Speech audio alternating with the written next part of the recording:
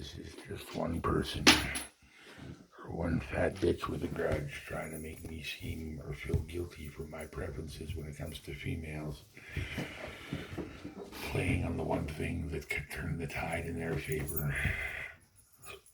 Old tricks, old news, and quite obviously wanting me to go to Nanaimo,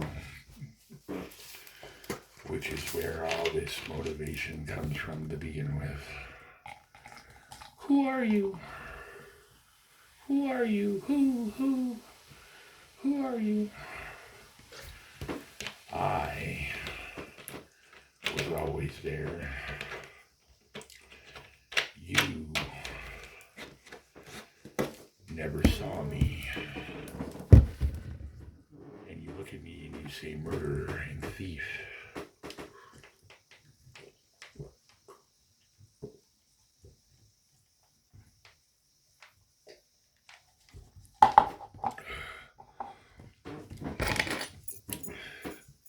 Yet in that same token, you scream out at the top of your furry lungs, I can change. I can change. But when someone else changes, you are hypocritical. And you tell me you've changed. Yet when and if I come out there, is it going to be a dogfight at every turn? Is it going to be me wondering where you are at 9 o'clock at night? You coming home stinking like somebody else.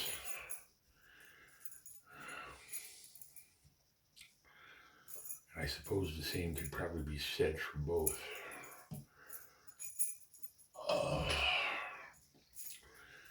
What to say and what to do. And the amount of judgment that has been leveled against me has been gastronomical. When inside all of your hearts and all of your soul, the sad fact of the matter is somebody's got a grudge. The same person that was screaming out at the top of their lungs that I was ugly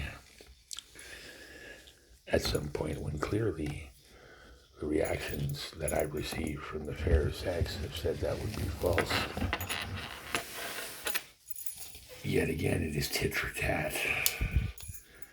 And this person carries on a grudge in spite of the fact that for the better part of the past 10 years has made it so that I cannot continue in any fashion and support myself, and has taken every avenue away from me because there has been bribery, because there has been coercion. And what happens when you sign a document detailing your personal information and that document is leaked to somewhere else? Even a contract with a phone company, because that could get somebody in some very serious hot water. And that is a direct violation of said agreement. What do you say to that anyway? I mean, I'm not quite sure. And this has continued again for the sum of the past 10 years. So what would you have me do in this particular situation? It does say on the bottom of those agreements that violation of said agreement is a result of a full refund. And in this case, I could probably go out and get a refund for about 10 phones at least. Somebody that would be able to do that either carries some major weight or has some major cash. And it reminds me when I was talking and asking various and sundry questions on YouTube one morning, lo and behold, my brother appeared out of nowhere and said, I'd watch what you say if I were you. See, I have the distinct impression that I'm going to get the dirty deep dink in here. And nobody gives a rat's ass so long as their position in life is secured. And even if I go out there and spend my final days there with her, I'm going to have to put up with words as galore anyway. Because apparently she's pregnant. And I know that Dale is somewhere behind the scenes listening intently, not thinking that he's done absolutely anything wrong. While I sit here in the homeless pavilion, waiting to go to my final resting place. Meanwhile, back in Aunt Bee's, Opie Taylor is about ready to eat a bean pie.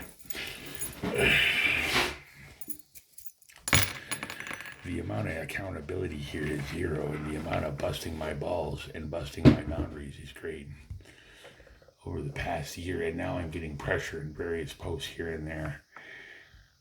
Various things from shut up to things to that nature to this to that to everything else because somebody is listening intently.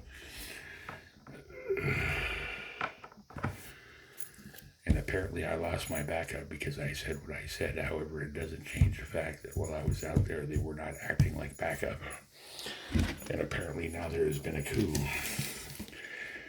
And then there's dear old Uncle Milton, who is having an identity crisis and possibly a midlife crisis at the tender age of like 102.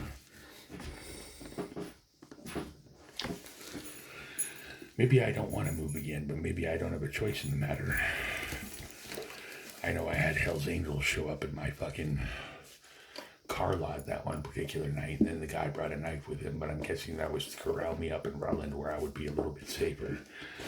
Mind you, I don't see the logic about keeping me outside and then say that I'm safer outside where anybody can pick me off at any given moment in time. And a church that I was sleeping at made a point of showing me that they were pretty indifferent if anything did happen to me, and I should just, be happy I'm still breathing.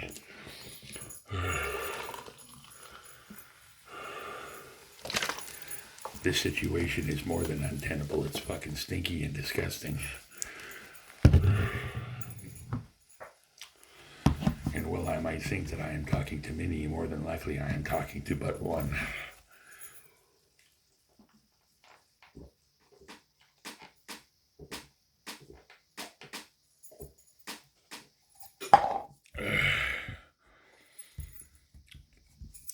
Somebody that waited intently for me to shake off the smoke in my head, realized the sun was shining and the birds were singing,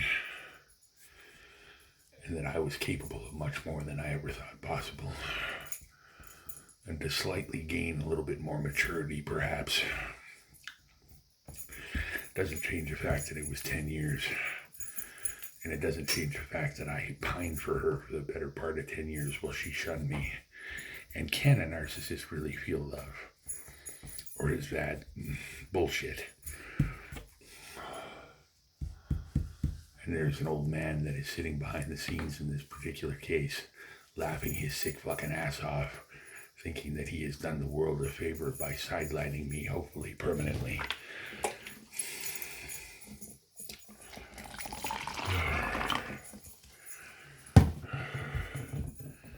You couldn't even fathom the places I've been or what's happened. Nor do I believe that you much give a shit.